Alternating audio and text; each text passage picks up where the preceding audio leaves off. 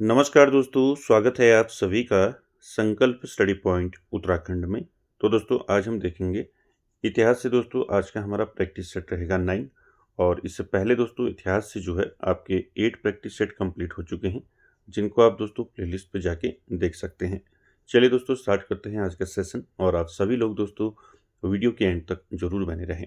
चलिए पहला क्वेश्चन लेते हैं और साथ ही साथ आप लोग आंसर करते हुए चलेंगे, और ये सारे क्वेश्चन दोस्तों आपके अकॉर्डिंग टू सिलेबस रहेंगे। पहला क्वेश्चन देखिए क्या है। पहले क्वेश्चन का आंसर कीजिए। पहला क्वेश्चन है, आदर्शवादी समाजवाद का प्रवक्ता किसे माना जाता है? ऑप्शन देखिए, Karl Marx, Robert Owen, Saint Simon, या फिर इनमें से कोई नहीं। क्या हो जाएगा राइट आंसर? आदर्शवादी समाजवाद का प्रवक्ता है दोस्तों किसे माना जाता है, तो राइट आंसर हो जाएगा रॉबर्ट ओवन। ठीक है, यहाँ पर आपका बी ऑप्शन राइट हो जाएगा। याद रखेंगे, आदर्शवादी समाजवाद का प्रवक्ता किसे माना जाता है, तो रॉबर्ट ओवन को माना जाता है। ठीक है, अगला क्वेश्चन देखिए, क्वेश्चन नंबर 2। क्वेश्चन नंबर 2 का आंसर कीजिए। वैज्ञानिक समाजवाद का संस्थापक कौन था? आपको बताना है दोस्तों, वैज्ञानिक समाजवाद का संस्थापक कौन था। ऑप्शन देखिए, Karl Marx, Saint Simon, Robert Owen, या फिर इनमें से कोई नहीं। क्या हो जाएगा राइट आंसर? क्वेश्चन नंबर 2 का वैज्ञानिक समाजवाद का संस्थापक किसे माना जाता है? याद रखेंगे, कार्ल मार्क्स को माना जाता है। ठीक है, ए ऑप्शन यहाँ पर आपका राइट हो जाएगा दोस्तों। वैज्ञानिक समाजवाद का संस्थापक कौन था? Karl Marx. ठीक है, कार्ल मार्क्स दोस्तों ये एक दार्शनिक थे दोस्तों। ठीक है, कहाँ के दार्शनिक थे आपको पूछा जा सकता है। ये थे दोस्तों जर्मनी के दार्शनिक। ठीक है, साथ ही साथ दोस्तों इनकी जो है प्रसिद्ध रचनाएं जो है आपको पूछी जाती हैं। ठीक है, इनकी जो प्रसिद्ध रचनाएं हैं कौन कौन सी हैं दोस्तों? ठीक है, तो इनकी जो प्रसिद्ध रचनाएं हैं आपको याद रखनी है। ठीक है, क्या क्या है इनकी प्रमुख रचनाएं, जैसे आपका आप सभी ने पढ़ा है दास कैपिटल। ठीक है, क्या है दास कैपिटल जो है, दास कैपिटल। तो दास कैपिटल इनकी जो प्रमुख रचना है दोस्तों, इसको याद रखेंगे। साथ ही साथ इनकी जो दूसरी रचना है द कम्युनिस्ट मैनिफेस्टो।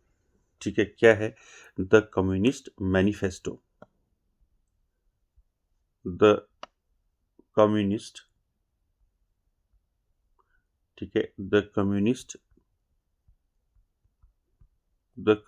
मैनिफेस्टो। ठीक है, मैनिफेस्टो। ठीक है, एक तो आपको दास कैपिटल याद रखना है, दूसरा याद रखना है इनकी प्रमुख रचना। यहाँ पर मैं दोबारा इसको लिख देता हूँ, द कम्युनिस्ट, ठीक है, द कम्युनिस्ट मैनिफेस्टो। मैनिफेस्टो। ठीक है, तो याद रखेंगे इन दोनों रचनाएं किसकी हैं? दोनों रचनाएं कार्ल मार्क्स की हैं। ठीक है, दास कैपिटल और द कम्युनिस्ट मैनिफेस्टो। चलिए अगले क्वेश्चन पे चलते हैं। Question number 3।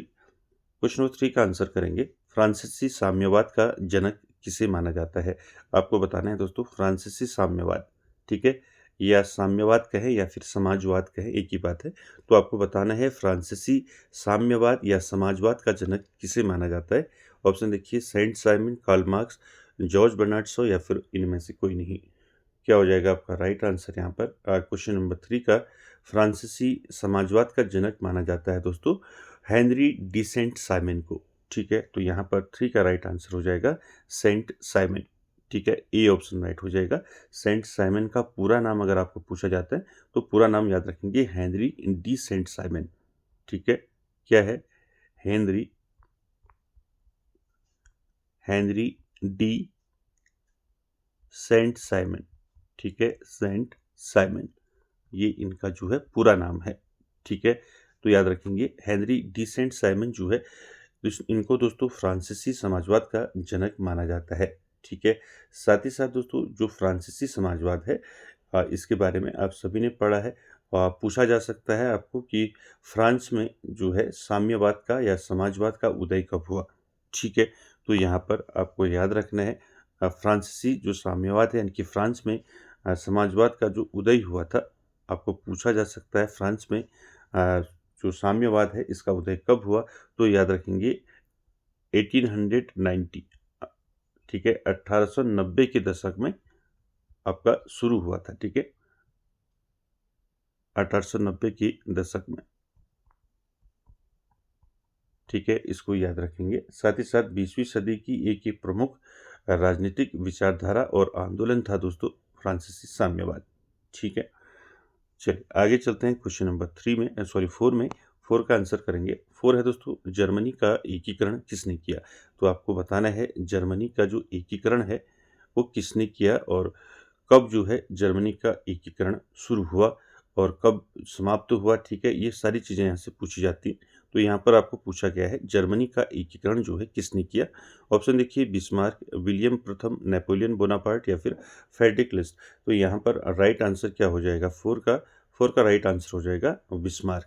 ठीक है, बिस्मार्क को दोस्तों जर्मनी का एकीकरण जो है बिस्मार्क ने किया। ठीक है, और पूछा जा सकता है आपको कि जर्मनी का जो एकीकरण है ये कब शुरू हुआ था। ठीक है, अगर बात करें जर्मनी की एकीकरण की तो ये शुरू हुआ था दोस्तों, कब हुआ था? 1864 में। ठीक है, 1864 में जर्मनी का एकीकरण शुरू हुआ और पूरा कब हुआ? पूरा हुआ आपका 1871 में। ठीक है, तो आपको ये दो ईयर जो है यहाँ पर याद रखने, 1871 और 1864। ठीक है, अगर आपको पूछा जाता है जर्मनी का एकीकरण कब शुरू हुआ तो आप आंसर करेंगे 1864। ठीक है, अगर आपको पूछा जाता है कि जर्मनी का एकीकरण जो है कब जो है पूरा हुआ। ठीक है, तो कब पूरा हुआ, पूर्ण कब हुआ? पूरा हुआ आपका 1871 में। ठीक है, याद रखेंगे। और जर्मनी के एकीकरण का जो नेतृत्व किया था वो क्या था दोस्तों? किसने किया था? बिस्मार्क ने किया था। ठीक है, याद रखेंगे। अगला क्वेश्चन नंबर 5 आंसर करेंगे। ऑस्ट्रिया का चांसलर कौन था? आपको बताना है ऑस्ट्रिया का चांसलर कौन था। ऑप्शन देखिए, मैटरनिक, बिस्मार्क, नेपोलियन बोनापार्ट या फिर इनमें से कोई नहीं। दोस्तों 5 का राइट आंसर क्या हो जाएगा? ऑस्ट्रिया का चांसलर कौन था? तो आप सभी ने पढ़ा है कौन था? मेटरनिक। ठीक है, तो यहाँ पर दोस्तों ए ऑप्शन राइट हो जाएगा। ऑस्ट्रिया का चांसलर कौन था? मेटरनिक था। साथ ही साथ आपको पूछा जा सकता है कि जो मेटरनिक है दोस्तों ये ऑस्ट्रेलिया के चांसलर कब रहे। ठीक है, तो ऑस्ट्रेलिया के चांसलर रहे ये 1821 से लेकर 1821, 1821 से लेकर ये रहे दोस्तों 1848 तक। ठीक है, ऑस्ट्रिया के चांसलर रहे। ठीक है, ये आपको याद रखना है, 1821 से लेकर 1848 तक दोस्तों ये ऑस्ट्रिया के चांसलर रहे मेटरनिक। ठीक है, साथ ही साथ दोस्तों ये ऑस्ट्रिया के विदेश मंत्री भी रहे। ठीक है, अगर आपको पूछा जाता है कि जो मेटरनिक हैं ये ऑस्ट्रिया के विदेश मंत्री कब बने। ठीक है, तो विदेश मंत्री रहे थे, कब रहे थे? 1809 में। ठीक है, 1809 में दोस्तों ये क्या बने? विदेश मंत्री बने ऑस्ट्रिया के। ठीक है, इसको 1809 करेंगे। ठीक है, क्लियर है। साथ ही साथ दोस्तों आपको याद रखना है मेटरनिक जो है ये एक प्रभावशाली ऑस्ट्रियाई राजनयिक और राजनेता थे दोस्तों। ठीक है, ये कब चांसलर बने, कब जो है विदेश मंत्री बने, आपको याद रखना है। साथ ही साथ मेटरनिक का जो जन्म हुआ था दोस्तों वो हुआ था जर्मनी में। ठीक है, याद रखेंगे। चलिए अगला क्वेश्चन देखिए, क्वेश्चन नंबर 6 का आंसर कीजिए। मेजनी का जन्म कहाँ हुआ था? तो आप सभी ने पढ़ा है मेजनी के बारे में। तो मेजनी का जो जन्म है वो कहाँ हुआ था? ऑस्ट्रिया में हुआ था, पेरिस में हुआ था, जेनेवा में हुआ था या फिर न्यूयॉर्क में हुआ था। तो राइट आंसर क्या हो जाएगा? मेजनी का जन्म हुआ था दोस्तों जेनेवा में। ठीक है, तो यहाँ पर राइट आंसर जो है क्वेश्चन नंबर 6 का क्या हो जाएगा? सी ऑप्शन यहाँ पर राइट हो जाएगा। ठीक है, अब मेजनी आप जानती हैं दोस्तों, मेजनी जो है ये इटली के महान जो है क्रांतिकारी रहे हैं इटली के। ठीक है, और साथ ही साथ दोस्तों इटली की एकीकरण में जो है इनका महत्वपूर्ण स्थान था। ठीक है, और इटली के एकीकरण का इनको क्या कहा जाता है? मसीहा कहा जाता है। ठीक है, इसको याद रखेंगे, पूछा जा सकता है आपको। इटली के इटली के एकीकरण का मसीहा। ठीक है, इटली के एकीकरण का मसीहा किसको कहा जाता है? तो याद रखेंगे, इटली के एकीकरण का मसीहा कहा जाता है मेजनी को। ठीक है, याद रखेंगे। इन्होंने यंग इटली की स्थापना की और यंग यूरोप की स्थापना की। ठीक है, यंग इटली की स्थापना इन्होंने दोस्तों कब की? अगला क्वेश्चन उसी पर है, तो यहाँ पर याद रखेंगे इन्होंने यंग इंडिया। ठीक ठीक है, यंग इंडिया और यूरोप इंडिया, ठीक है। यंग इंडिया की स्थापना की 1831 में, 1831 में यंग इंडिया की स्थापना की, और यंग यूरोप की स्थापना इन्होंने की थी 1834 में, यानी कि 1834 में, ठीक है। दोनों चीज़ याद रखेंगे।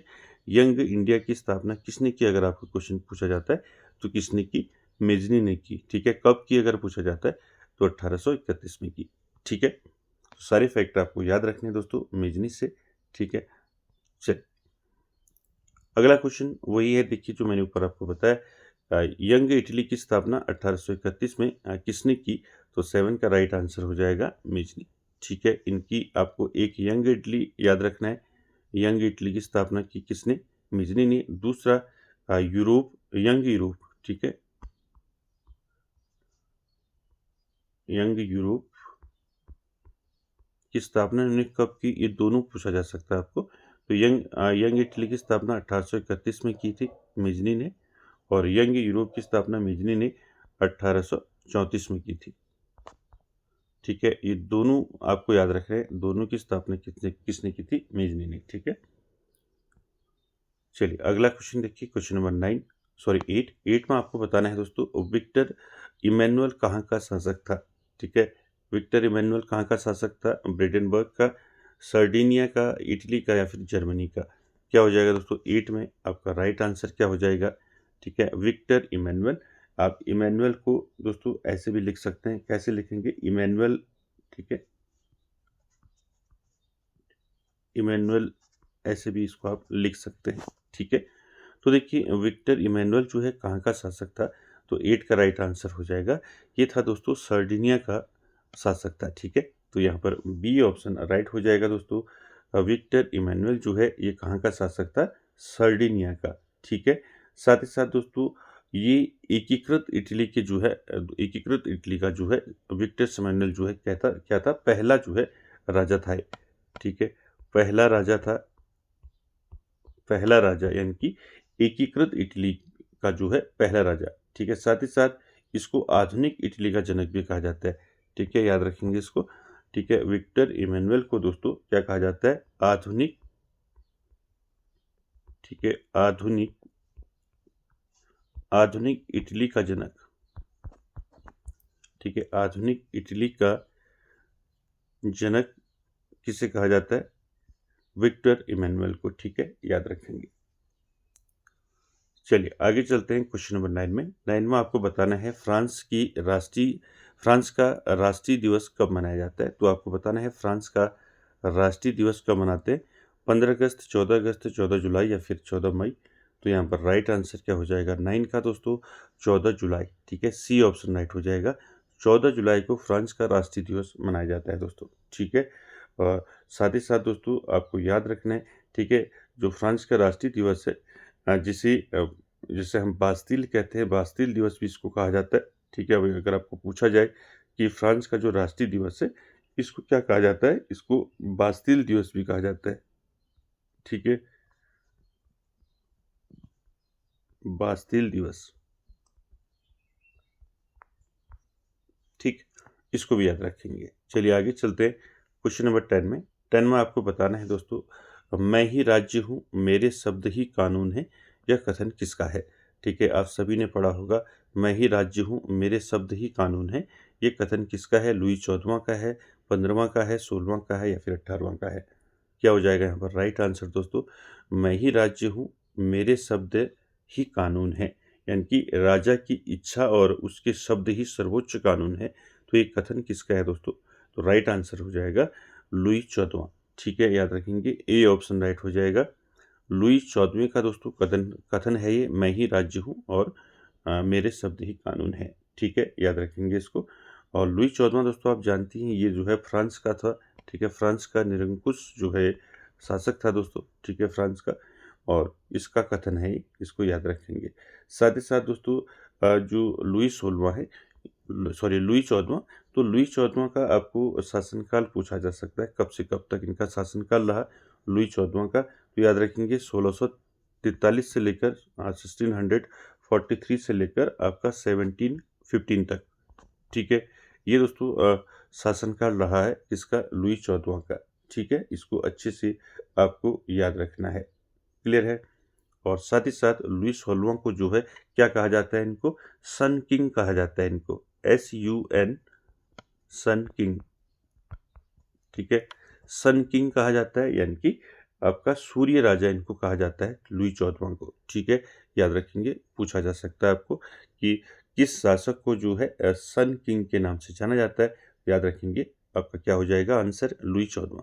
ठीक है, चलिए आगे चलते हैं।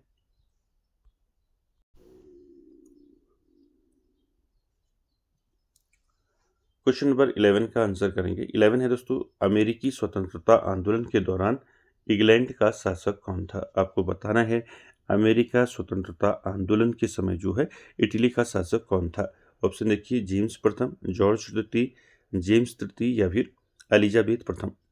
क्या हो जाएगा राइट आंसर, अमेरिका स्वतंत्रता आंदोलन के दौरान इंग्लैंड का शासक कौन था, तो राइट आंसर हो जाएगा जॉर्ज तृतीय। ठीक है, यहाँ पर बी ऑप्शन यहाँ पर राइट हो जाएगा दोस्तों। साथ ही साथ अमेरिकी स्वतंत्रता संग्राम की बात करें तो अमेरिकी स्वतंत्रता जो संग्राम है दोस्तों, ये चला था 1775 से लेकर 1783 के बीच।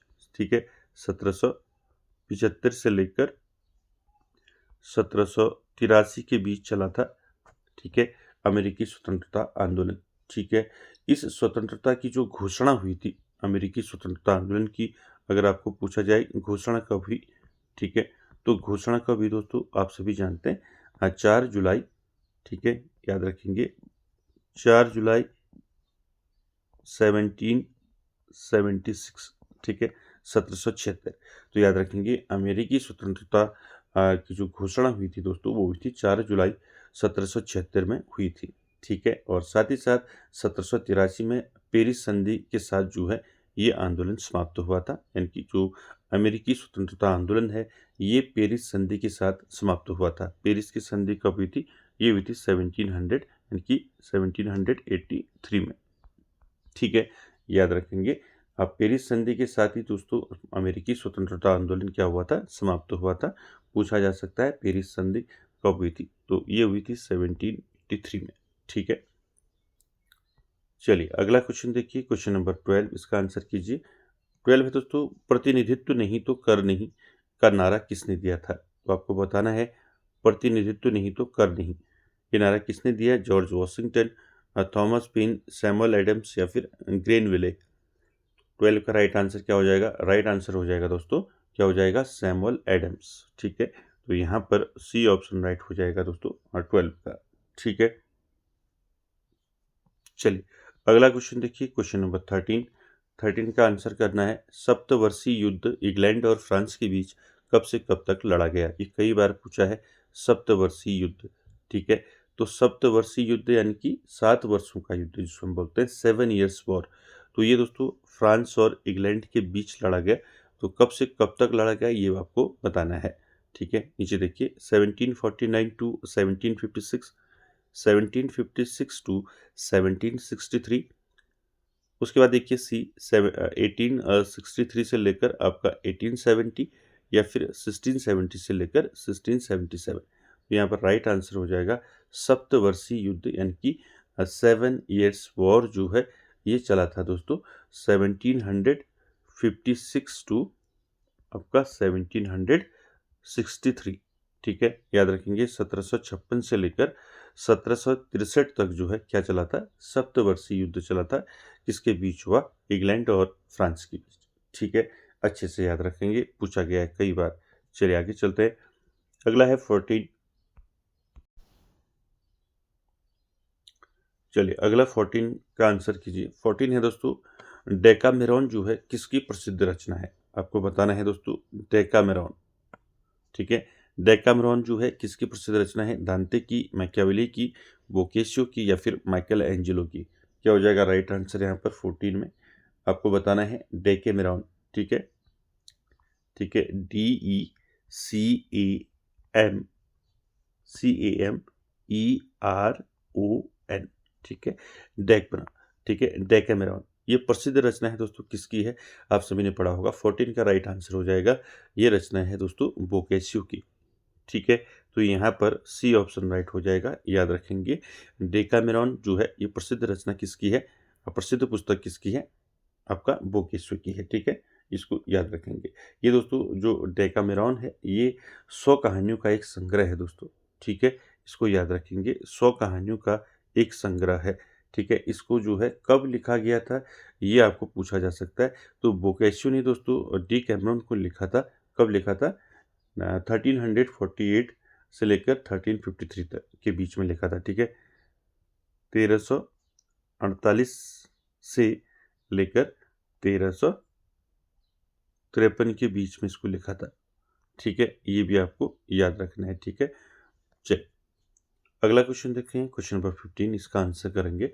15 है दोस्तों, आधुनिक विश्व का प्रथम राजनीतिक चिंतक किसे माना जाता है। तो आपको बताना है आधुनिक विश्व का प्रथम जो है राजनीतिक चिंतक किसे माना जाता है, मैकियावेली को, दांते को, मेजनी को, या फिर इनमें से कोई नहीं। तो आप सभी जानते हैं आधुनिक विश्व का प्रथम जो राजनीतिक चिंतक है वो माना जाता है मैकियावेली को, ठीक है। तो यहाँ पर राइट आंसर 15 का क्या हो जाएगा, मैकियावेली, ठीक है। मैकियावेली दोस्तों आधुनिक राजनीति विज्ञान का इनको जनक माना जाता है, ठीक है। साथ ही साथ ये आपको पूछा जा सकता है, इनकी पुस्तक पूछी जा सकती है, पूछा जाता है कई बार, ठीक। तो यहाँ पर आपको याद रखना है मैकियावेली जो है इनको आधुनिक राजनीति विज्ञान का जनक कहा जाता है, ठीक है। आधुनिक, ठीक है, आधुनिक राजनीतिक, आधुनिक राजनीतिक विज्ञान का जनक, ठीक है। पूछा जा सकता है आपको कि आधुनिक राजनीतिक विज्ञान का जनक किसे माना जाता है, तो आंसर हो जाएगा आपका मैकियावेली, ठीक है। साथ ही साथ दोस्तों आपको याद रखना है जो मैकियावेली है दोस्तों, मैकियावेली का जन्म आपको पूछा जा सकता है, इनका जन्म कहाँ हुआ था, ठीक है। इनका जन्म हुआ था फ्लोरेंस में, यानी कि इटली में इनका जन्म हुआ था, ठीक है। साथ ही साथ आपको याद रखना है इनकी प्रमुख जो पुस्तक है, ठीक है, वो आपको याद रखना है, ठीक है। प्रसिद्ध पुस्तक है इनकी द प्रिंस, ठीक है, कई बार परीक्षाओं में पूछा गया है।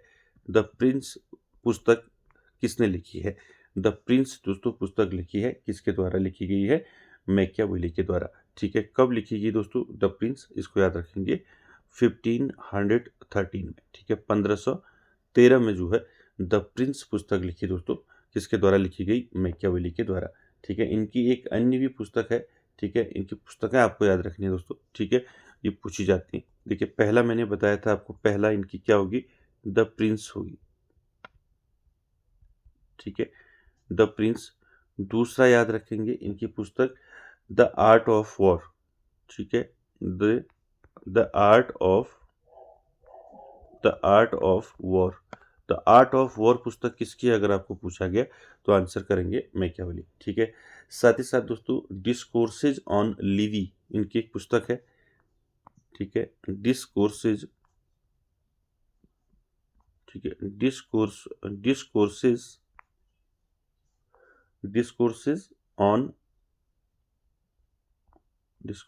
ऑन लीवी, ठीक है। ये 3 पुस्तकें आपको याद रखनी है मैकियावेली की, पहला द प्रिंस, दूसरा याद रखना है द आर्ट ऑफ वॉर, तीसरा याद रखना है डिस्कोर्सेज ऑन लिवी, ठीक है। तीनों पुस्तकें किसने लिखी हैं, मैकियावेली ने। चलिए आगे चलते हैं, क्वेश्चन नंबर आपका 16 का आंसर करेंगे। जीसस क्राइस्ट की माता मैडोना का चित्रकार कौन है, तो आप सभी जानते हैं जीसस क्राइस्ट की माता मैडोना का जो चित्रकार है वो कौन है। ऑप्शन देखिए, Michelangelo, Raphael, Leonardo da Vinci, या फिर इनमें से कोई नहीं। राइट आंसर क्या हो जाएगा 16 का, जीसस क्राइस्ट की माता मैडोना का चित्रकार था दोस्तों राफेल, ठीक है। तो यहाँ पर बी ऑप्शन जो है राइट हो जाएगा, ठीक है। चलिए अगला क्वेश्चन देखते हैं, क्वेश्चन नंबर 17, इसका आंसर करेंगे। पुनर्जागरण काल का सर्वश्रेष्ठ निबंधकार कौन था, तो पुनर्जागरण काल का सर्वश्रेष्ठ निबंधकार कौन था ये बताना है। ऑप्शन देखिए, फ्रांसिस बेकन, मैकियावेली, बोकेशियो, या फिर माइकल एंजेलो। क्या हो जाएगा 17 का राइट आंसर, तो सभी जानते हैं पुनर्जागरण काल का सर्वश्रेष्ठ निबंधकार माना जाता है फ्रांसिस बेकन को, ठीक है। तो यहाँ पर ए ऑप्शन राइट हो जाएगा। चलिए आगे चलते हैं, क्वेश्चन नंबर 18 में। 18 में आपको बताना है दोस्तों, मोहम्मद गौरी ने भारत पर पहला आक्रमण जो है 1175 ईस्वी में किसके विरुद्ध किया था। तो मोहम्मद गौरी के बारे में मैंने आपको सारी डिटेल बता रखी है, ठीक है। आप जरूर जो है डिटेल क्लास देखें इसकी। मोहम्मद गौरी ने भारत पर पहला आक्रमण किया था 1175 में दोस्तों। किसके विरुद्ध किया था? ऑप्शन देखिए, पंजाब, सिंध, मुल्तान या फिर गुजरात। तो राइट आंसर क्या हो जाएगा? 18 का राइट आंसर हो जाएगा दोस्तों मुल्तान, ठीक है। मुल्तान वर्तमान का, इसको आप वर्तमान का पाकिस्तान, ठीक है। तो यहाँ पर आपको याद रखना है, मोहम्मद गौरी ने भारत पर जो पहला आक्रमण किया था वो कब किया था? 1175 ईस्वी में किया था, ठीक है। कहाँ किया था? मुल्तान में, ठीक है, यानी कि वर्तमान पाकिस्तान, ठीक है। साथ ही साथ दोस्तों आपको याद रखना है, मोहम्मद गौरी जो है इनके जो है आक्रमण पूछे जाते हैं, ठीक है। इन्होंने गुजरात पर कब आक्रमण किया था, ठीक है। साथ ही साथ इन्होंने जो है तराइन का युद्ध लड़ा था, ठीक है, आप सभी ने पढ़ा है, ठीक है। तो यहाँ पर पहला तो आपको याद रखना है, मोहम्मद गौरी ने भारत पर पहला जो आक्रमण किया था 1175 में किया था। किसके विरुद्ध किया था? मुल्तान के विरुद्ध किया था, ठीक है। साथ ही साथ दोस्तों आपको याद रखना है, मोहम्मद गौरी ने दोस्तों आपको याद रखना है गुजरात पर कब आक्रमण किया, ठीक है, गुजरात पर, ठीक है। तो गुजरात पर आक्रमण किया था दोस्तों मोहम्मद गौरी ने कब किया था? 1178 में, ठीक है, ठीक है। 1178 ईस्वी में जो है कहाँ आक्रमण किया था? गुजरात पर आक्रमण किया था मोहम्मद गौरी ने, ठीक है। साथ ही साथ मोहम्मद गौरी ने तराइन के युद्ध लड़े, ठीक है, तराइन के युद्ध लड़े, ठीक है। तराइन का जो प्रथम युद्ध हुआ था 1191 में हुआ था और द्वितीय हुआ था 1192, ठीक है। दोनों युद्धों में दोस्तों मोहम्मद गौरी ने जो है भाग लिया था, ठीक है। साथ ही साथ दोस्तों आपको याद रखना है, जो मोहम्मद गौरी थे दोस्तों, इनका उद्देश्य क्या था? इनका उद्देश्य दोस्तों, आक्रमण का क्या उद्देश्य था मोहम्मद गौरी का, ठीक है, आप सभी जानते हैं। तो मोहम्मद गौरी का जो उद्देश्य था आक्रमण का, वो था भारत में मुस्लिम शासन की स्थापना करना, ठीक है। चलिए अगला क्वेश्चन देखिए, 19 में आंसर करना है, अरबों ने भारत पर पहला आक्रमण मोहम्मद बिन कासिम के नेतृत्व में कब किया था? तो मोहम्मद बिन कासिम ने दोस्तों कब आक्रमण किया था भारत पर? तो आप सभी जानते हैं, राइट आंसर 19 का क्या हो जाएगा? ऑप्शन देखिए, 1794, 1892, 1791 या फिर 1712। तो यहाँ पर राइट आंसर हो जाएगा दोस्तों मोहम्मद बिन कासिम ने भारत पर जो आक्रमण किया था वो किया था 712 ईस्वी में, ठीक है। तो यहाँ पर डी ऑप्शन राइट हो जाएगा दोस्तों 19 का, ठीक है। मोहम्मद बिन कासिम जो है इसका जो आक्रमण का जो उद्देश्य था तो क्या था? मुख्य उद्देश्य था धन की लूटपाट करना, साम्राज्य विस्तार करना और इस्लाम का प्रचार करना।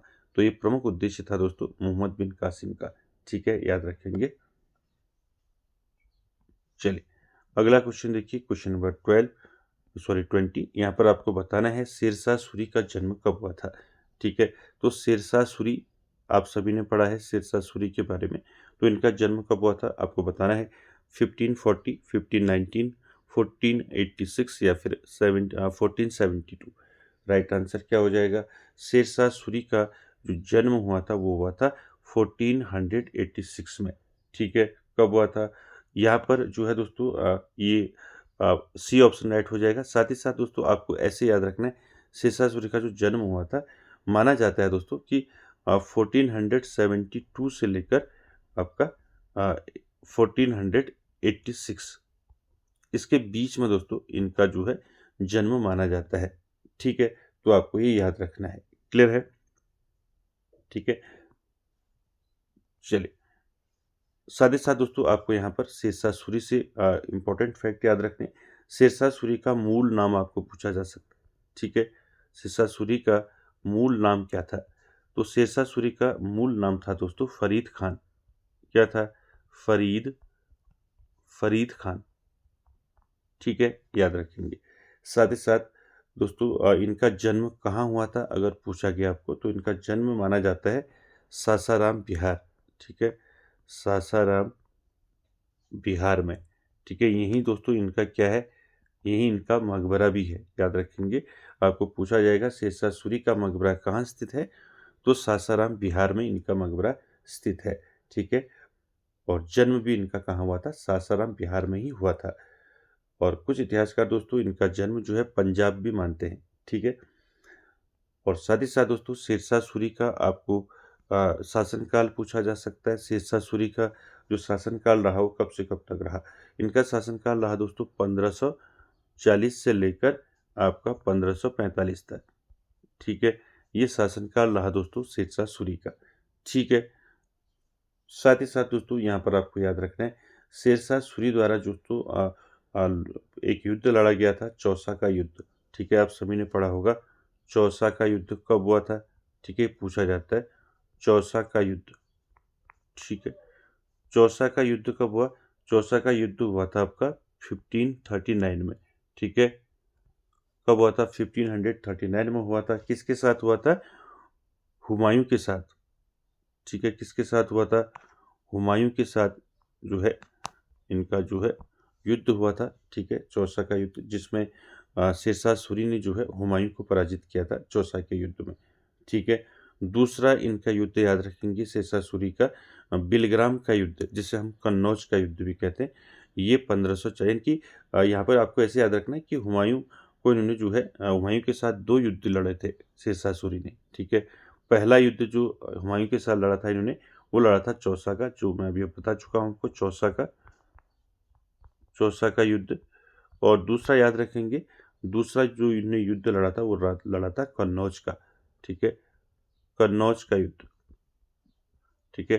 कन्नौज का युद्ध और चौसा का युद्ध ये दोनों जो है दोस्तों इन्होंने लड़े थे। और जो कन्नौज का युद्ध है जिसे हम बिलग्राम का युद्ध भी कहते हैं, ये 1540 में लड़ा गया था, ठीक है। और चौसा का युद्ध लड़ा गया था आपका 1539 में, ठीक है। 1539 में आपका चौसा का युद्ध और बिलग्राम यानी कि कन्नौज का युद्ध हो गया 1540। इन दोनों युद्धों में शेरशाह सूरी ने हुमायूं को पराजित किया था, ठीक है, इसको याद रखेंगे। चलिए आगे चलते हैं क्वेश्चन नंबर 21 में।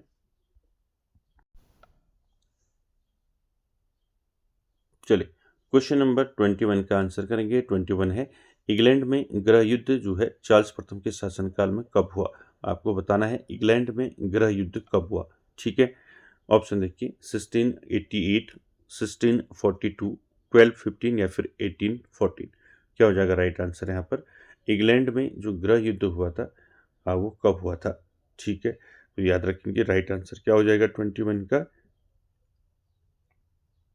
इंग्लैंड में जो आपके गृह युद्ध हुआ था इंग्लैंड में वो हुआ था 1642 में, ठीक है। बी ऑप्शन राइट हो जाएगा, ठीक है, याद रखेंगे।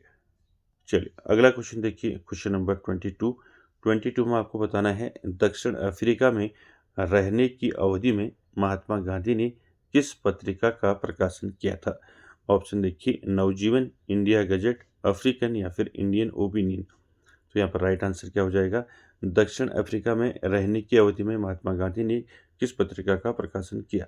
तो 22 का राइट आंसर हो जाएगा इंडियन ओपिनियन, ठीक है। डी ऑप्शन यहाँ पर आपका राइट हो जाएगा दोस्तों क्वेश्चन नंबर 22 का, ठीक है। चलिए आगे चलते हैं क्वेश्चन नंबर 23 में। 23 में दोस्तों आपको बताना है चौरी चौरा कांड कब हुआ था? तो आप सभी जानते हैं, ठीक है, चौरी चौरा कांड जो है ये कब हुआ था? तो राइट आंसर हो जाएगा 23 का क्या हो जाएगा? चौरा चौरी कांड हुआ था आपका कब हुआ था? 5 फरवरी 1922, ठीक है। तो यहाँ पर बी ऑप्शन राइट हो जाएगा दोस्तों, ठीक है।